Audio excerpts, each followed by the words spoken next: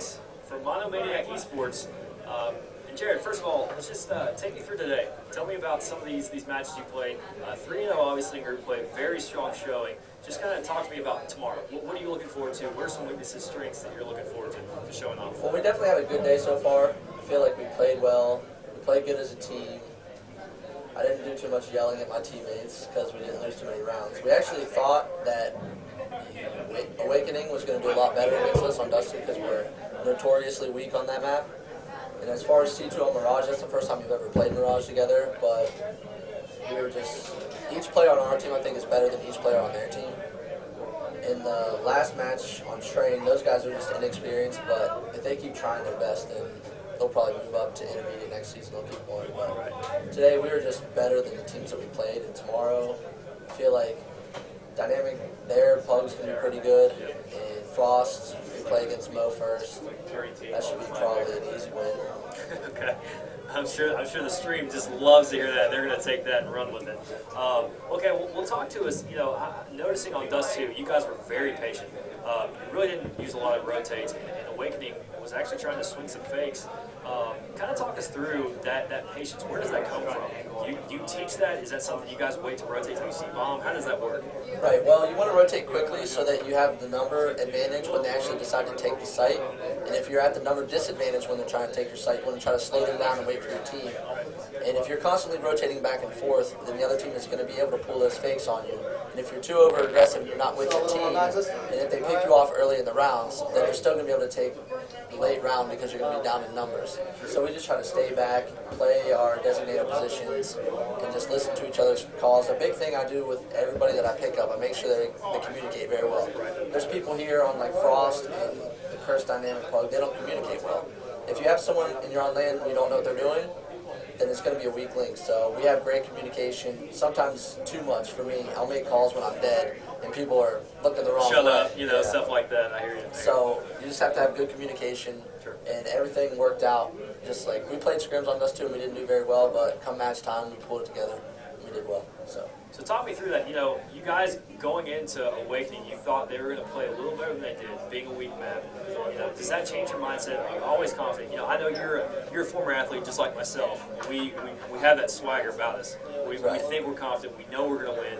But, you know, with some guys who really don't have that competitive edge background, like you and I maybe have that connection, how does that come into play? Does that really affect your team? Do you kind of psych your team up and say, hey, just because we've had some bad scrims, you know, we're not going to be bad. We're going to be good. How does that kind of come into play? Coming into this LAN, a lot of people expected us to win, or at least place top 3, obviously, because there's 3 invite caliber teams here.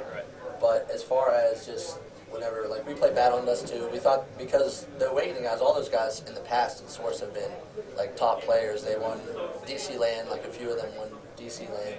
So we just thought they were going to do better against us because we were kind of weak on that map. But as far as whenever you think that you're not that good, you just have to, it's just like any other thing you do, you just got to kind of believe in yourself and just go ahead and just go for it. To play like you play in scrims, like you do in matches.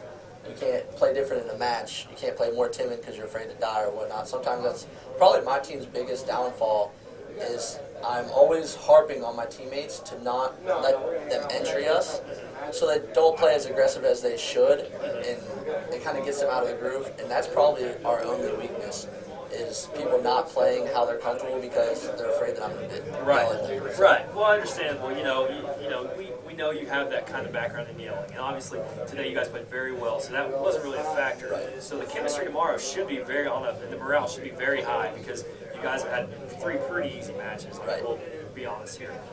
So okay, well, just looking forward to Frost Gaming. You know, I know you said that. You feel like that should be an easy win for them. What do you see as being a weakness? I know they've got a couple very aggressive players in Freakazoid as well. Those 2 are very aggressive.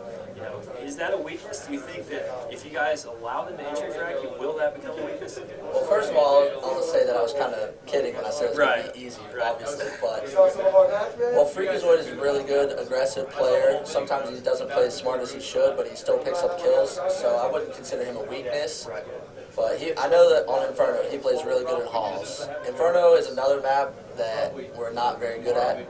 So we're just going to try to be patient and work our game. Don't let them run into us, catch us off guard, stuff like that. So as far Mo, he's an aggressive hopper.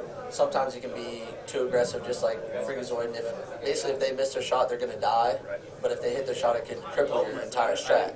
So we just got to try to make sure we're not standing in pre-fired positions. You want to try to be unorthodox at all times, so they're not just coming around the corner and looking right at you, and just don't let them get the easy kills. And I think that we're going to be able to use our teamwork. We have a little bit better communication. They have more quiet guys on their team other than Mo. Freakazoid's kind of loud, but he doesn't communicate that well. The rest of them are kind of quiet, so I feel like we have them beat in the communication department. They have some players that can out-aim a lot of our players, but I think teamwork-wise and communication, I think we're going to be able to pull out maybe 16-12, 16-13, depending what side we start. Okay. All right, well, you have Jared's prediction for tomorrow. Jared, any shout-outs you want to give before we kind of shut this down, start some giveaways and stuff like that? Yeah, I'd like to give a shout-out to Andre Precise. He is our manager from Monomaniac. He just recently gave us a shot, picked us up after his last Go team didn't work out the way that he wanted them to. And I'd like to give a shout out to our sponsors, Razer and We'll get back to you tomorrow on that one, so we'll let you give that shout out in the meantime. Some voice program. Okay. TeamSpeak. TeamSpeak. Razer Okay. and TeamSpeak. Thank you. Okay, great. All right. Well, there you go, guys. You have it from REMiX himself. We will shut down just momentarily. We will have that giveaway before we get off the air. So hang tight. We actually may have a couple more interviews just from other teams. I've got some guys looking at me. So hang tight. We may have a couple more interviews, and then the giveaway will follow. Okay? So stay tuned. Appreciate it.